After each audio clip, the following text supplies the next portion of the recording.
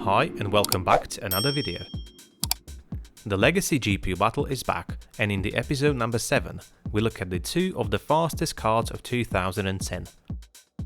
Finally, it's the turn of AMD's HD 6970 versus the Nvidia's GTX 580. Starting off with Team Red, the 6970 was a flagship single-chip GPU that released in December 2010 for $369. Codenamed Cayman XT, it came equipped with 2GB of GDDR5 memory that was clocked rather fast at 1375 MHz and a core clock speed of 890 MHz. This GPU was apparently the biggest change to AMD's architecture since the HD 2900. But does it have what it takes to be on top in today's battle? Well, let's find out. On the other hand, representing Team Green, it's the mighty GTX 580.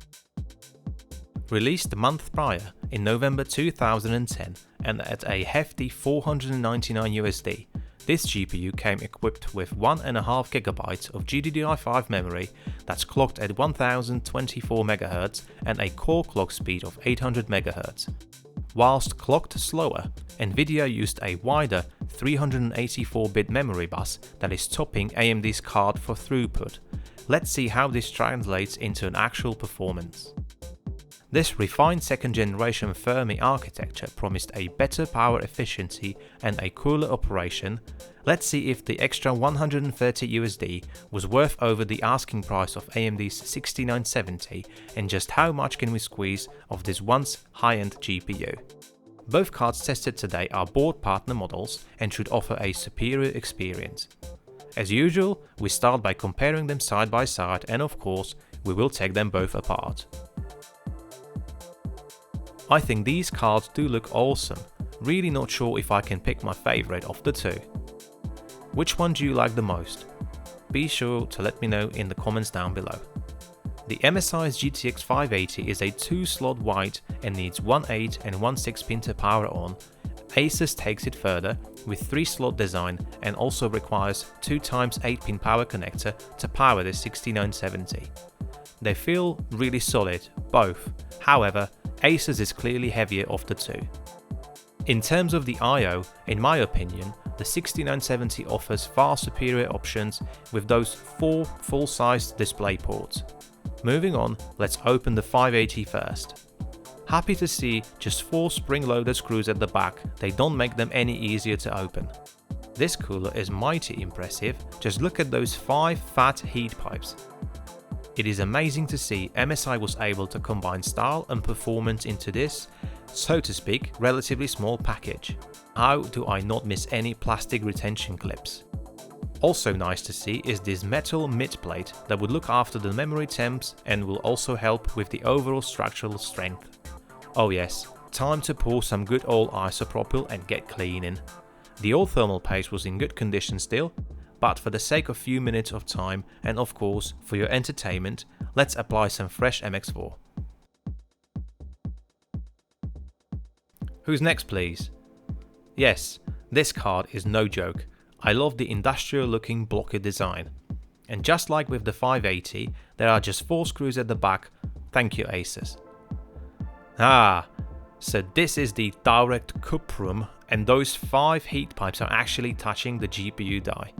Excuse the pun, but is this cool or what? The all black PCB has metal brace at the top, but sadly, those memory modules are only relying on air to cool them off. Noise and thermals are coming up next, but not before we assemble this beast together.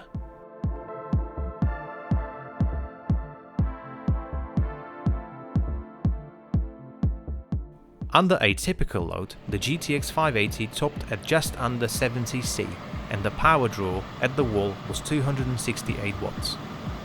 The measured noise was at 56.5 dB. The 6970 was considerably cooler at 57C and also less power hungry with 210 watts at the wall. The noise was around 57 dB, and both cards behaved and were not disturbing and would be easy to live with. We must get on with the battle, so let's kick with Heaven benchmark first. For the first time in the Legacy GPU Battle series, we surpassed the 1000 points mark. GTX 580 running stock speeds pushed 1005 points, leaving the 6970 trailing behind with 766 points. Applying 5% overclock to both memory and core clock proved impossible with this 580. I've only managed to push the core clock, and then the score jumped to 1037 points. The 6970, on the other hand, had no trouble with both core and memory clocks being pushed by 5%, but I only saw 14 extra points. Let's not forget, the GTX 580 cost 35% more over the 6970, so the 31% lead is somewhat reflected by this. At the same time, as the title of this video suggests, it's about the fastest card, so that's a point over to Nvidia. 3D Mark FynestLyk follows similar path. GTX 580 score was 4,839 points, which was exactly a 32% more over the 3,656 points that the 6970 has managed. More importantly, let's move on to actual game testing, starting with Dying Light. At 1080p and medium settings, the GTX 580 managed 70 FPS on average, leading the way by 10%. The 6970 was only slightly behind and offered better 1% lows. By the way, does anyone still play this game? Or am I the only one? Apex Legends with medium preset next. Here, the 580 pushed nearly 37 FPS on average. AMD was behind by 20% in this title. Makes me wonder, is the extra 500 MB of VRAM of any help here? Switching to something a bit more fast-paced is 2015's Project Cars.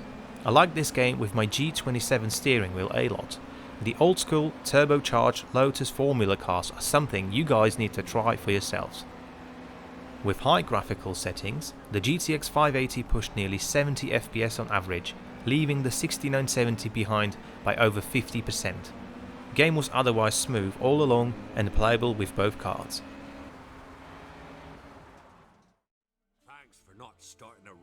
And for the first time, choosing not to chop Baron's men into pieces, we return to Witcher 3. With medium settings, the GTX 580 achieved nice 40 FPS on average, and the 6970 was behind by 33% at 30 FPS on average, spot on the money. For those of you who can't stand flickering lights, please kindly skip the next game using the provided timestamps in the video description. GTA 4 next, and for you only, I present you the Carwash at Full HD. Watch as Nico enjoys getting not his Blister Compact cleaned of dirt, grime and the occasional blood. GTX 580 delivered 55 FPS on average, whereas the 6970 only managed 42. Game runs significantly smoother with the Nvidia card, just to add the salt to the injury. Next game we tested was new-ish Days Gone. Impressed by the results, the GTX 580 pushed 30 FPS on average, and the 6970 only slightly less at 27 FPS on average, using the medium settings. The 1% lows, however, tell a different story for Team Red. Looking at the frame time graph sadly confirms game was not very playable at those settings.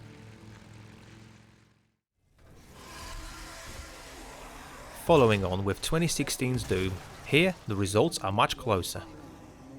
At medium settings, GTX 580 is ahead by 10% with 43 FPS on average.